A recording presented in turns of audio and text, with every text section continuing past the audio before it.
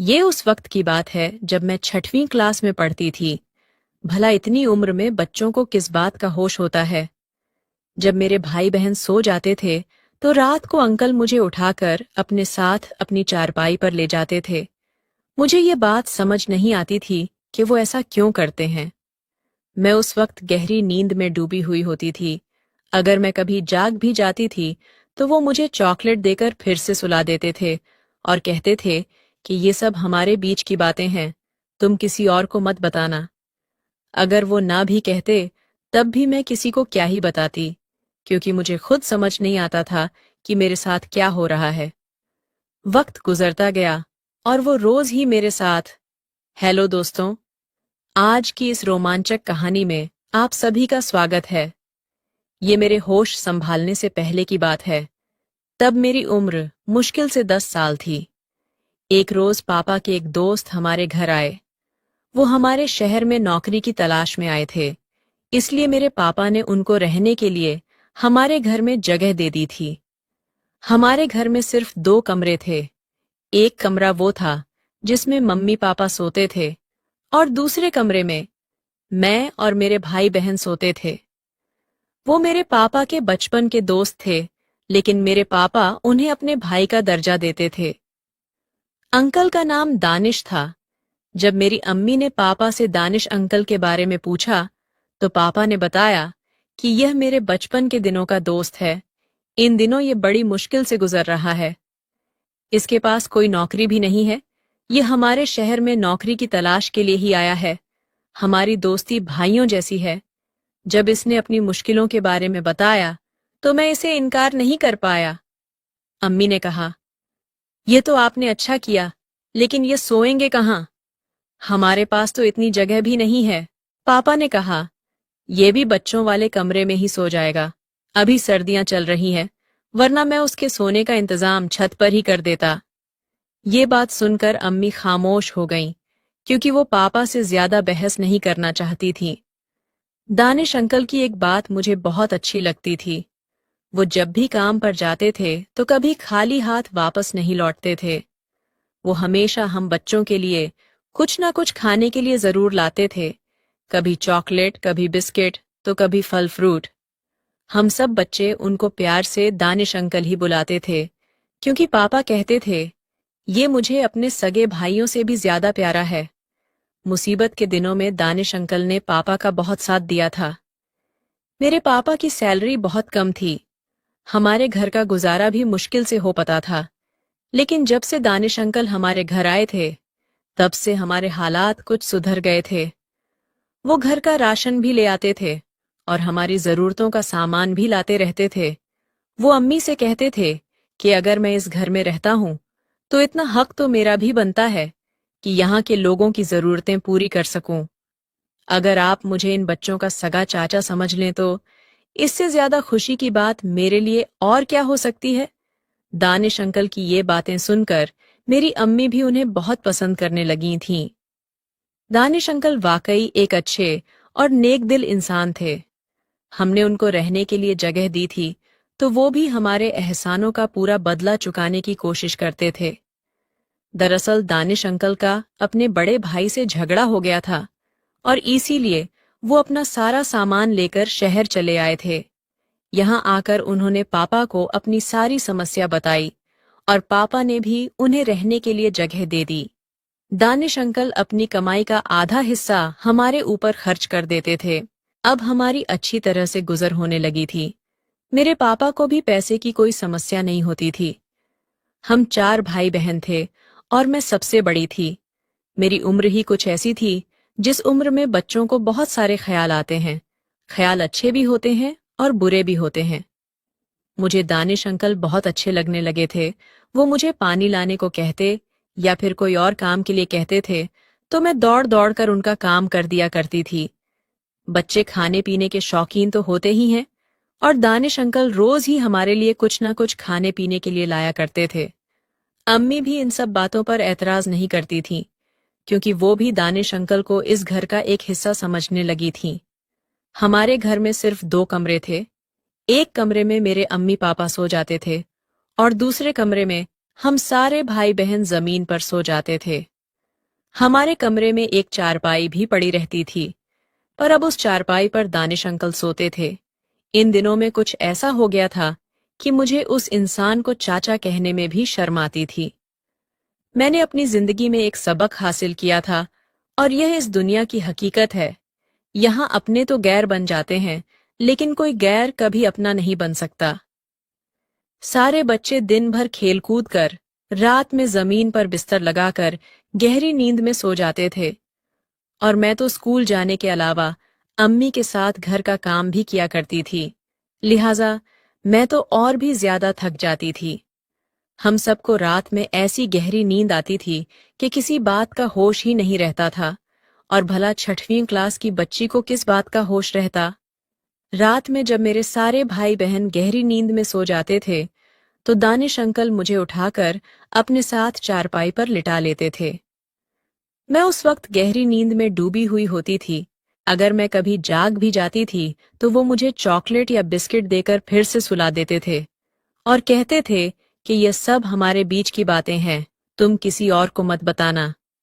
अगर वो ना भी कहते, तब भी मैं किसी को क्या ही बताती, क्योंकि मुझे खुद समझ नहीं आता था कि मेरे साथ क्या हो रहा है। धीरे धीरे वक्त गुजरता गया। वक्त के साथ साथ दानिश अंकल की हरकतें और भी अजीब होती जा रही थीं। बस फर्क इतना था कि अब उन हरकतों में वाहियात बातें भी शामिल हो गई थीं। हम बच्चों वाले कमरे में थोड़ी सी जमीन खाली पड़ी थी। दानिश अंकल ने पापा को सलाह दी कि अगर आप बुरा ना मानो तो मैं इसी कमरे में एक छोटा सा कमरा बना सकता हूँ। मैं ऐसे बहुत लोगों को जानता हूँ जो कम पैसे में यह सारा काम कर देंगे, और मेहनत मजदूरी मैं खुद कर लूंगा। मैं अपने मालिक से कहकर खिड़कियां दरवाजे भी बहुत कम पैसों में बनवा दूंगा। पापा को दानिश अंकल की बात बहुत अच्छी लगी। वैसे भी हमारे घर में एक और कमरे की सख्त जरूरत थी, और जब पापा को लगा कि यह काम सस्ते में हो जाएगा, तो वो भी खुशी खुशी दानिश अंकल की बात मान गए। कुछ ही दिनों में वह छोटा सा कमरा बनकर तैयार हो गया। पापा ने वो कमरा दानिश अंकल को दे दिया, ताकि हम सारे बच्चे सुकून से अलग रहकर अपनी पढ़ाई कर सके, और दानिश अंकल को भी अपना एक कमरा मिल सके। अब हम सारे अपने कमरे में सोते थे, और दानिश अंकल अपने कमरे में सोते थे। पर जब मेरे भाई बहन सो जाते थे, तो वह इंसान चुपके से हमारे कमरे में आ जाता था।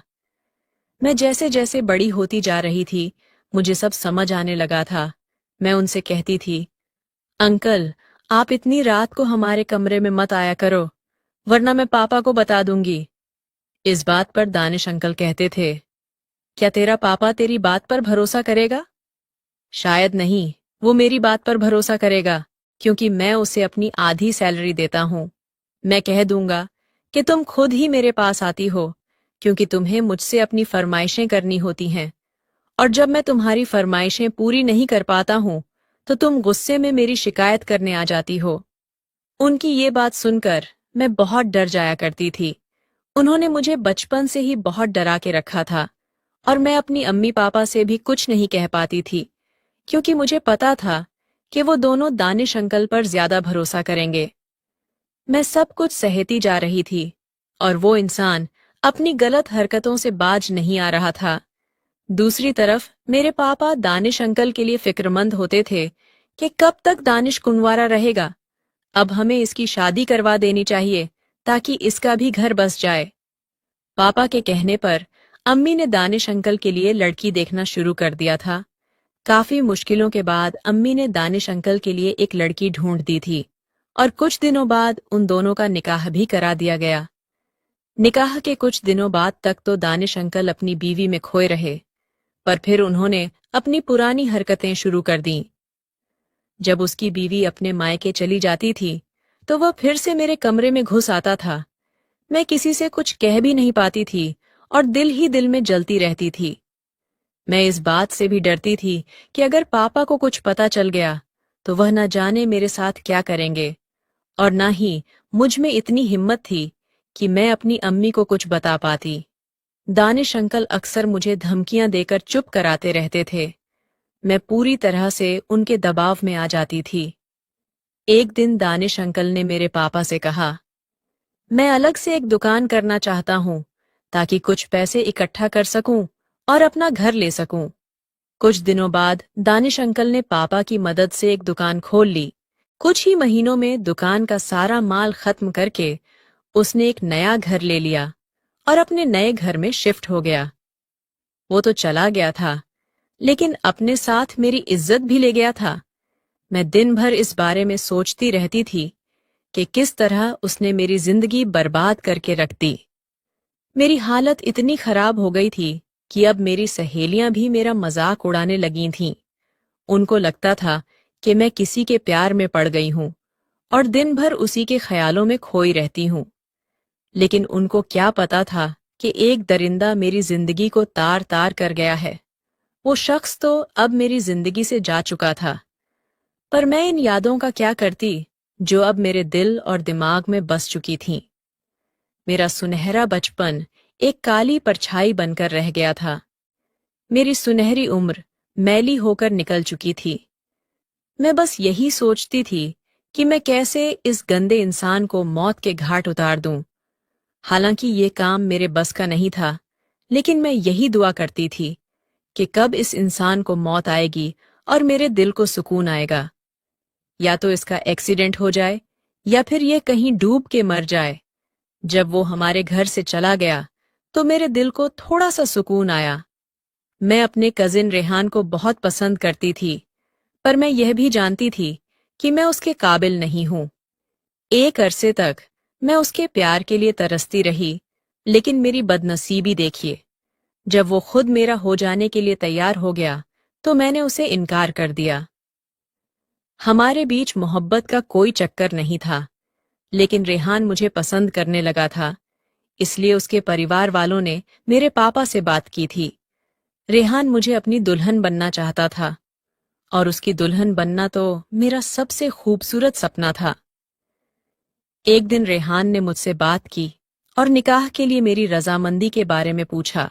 वो बोला, अगर तुम मुझे पसंद करती हो तो इस निकाह के लिए हाँ करना, नहीं तो कोई जबरदस्ती नहीं है। लेकिन एक बात मुझे सच सच बताना, क्योंकि मैं झूठ बर्दाश्त नहीं कर पाता हूं।